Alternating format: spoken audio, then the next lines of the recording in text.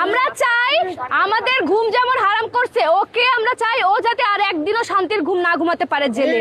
আমরা চাই within short time 24 hours এর মধ্যে আমরা তাকে আমাদের কাছে চাই, অথবা শাহবাগের মোড়ে গিয়ে তাকে দৃষ্টান্তমূলক একটা শাস্তির মতো না। আমাদের বাচ্চারা কোথায় সেফ বলেন? এমন হতো ও বাহিরে গেছে, খেলতে গেছে, বান্ধবীদের সাথে ঘুরতে গেছে, না আমাদের বাচ্চা কিন্তু নিজের বাসার থেকে এরকম একটা কাজ হলো। আর আজ পর্যন্ত এই যে আমরা যে দেখি, এই যে আমরা এই কতদিন আমাকে বলেন, এই যে আমরা মিছিল করতেছি, মিটিং করতেছি, সবাই ফেসবুকে লাইভে যাচ্ছে, আপনারা ইন্টারভিউ নিতেছেন, কয়জনের আপনারা দৃষ্টান্তমূলক দেখাতে পারবেন যে হাতে গোনা কয়জনের এরকম মানে শিক্ষামূলক একটা শাস্তি হয়েছে? সবাই কিন্তু, এটা নেতার ছেলে হোক বা একটা গরিব রিক্সাওয়ালা, সবাই কিন্তু কিছুদিন পর জামিন পেয়ে বের হয়ে যায়।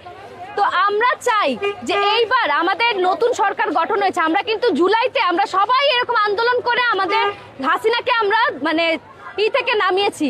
তো আমরা কি পারবো না? আমরা সবাই যদি একসাথে হই বাংলাদেশের মানুষরা, আমার মনে হয় একটা দৃষ্টান্তমূলক আমরা একটা নজির স্থাপন করতে পারবো। যেমনটা আমরা জুলাই দেখিয়েছি, আমরা সবাই মিলে এইবারও আমরা দেখাবো ওই পাষণ্ডটাকে আমরা নিজ হাতে খুন করতে চাই। আপনারা কি একমত আমার সাথে? আমাদের হাতে তাকে দিয়ে দেন, তারপরে আমাদের শান্তি হবে। কি বলেন? ওকে, যদি আমরা শুধু তাহলে ওটা কি ন্যায় হবে? সবচাইতে বড় যেই শাস্তি পাওয়া দরকার ওর বউকে, যে তাকে এই ক্রাইমে সাহায্য করছে। কি বলেন? যে ক্রাইমে একটা মেয়ে হয়ে কিভাবে একটা বাচ্চা শিশুকে সে এইভাবে রেপ মানে সাহায্য করতে পারলো, আমার মনে হয় আগে তাকে, যাতে কোনো মেয়ে এমন করার কখনো সাহস না পায়। এবং এমন না যে 1 সপ্তাহ 2 সপ্তাহ 1 মাস পরে আমাদের বাচ্চা কবরে আর ও হচ্ছে ঘুরে মানে জেলের মধ্যে ঘুমাবে, এটা তো হয় না।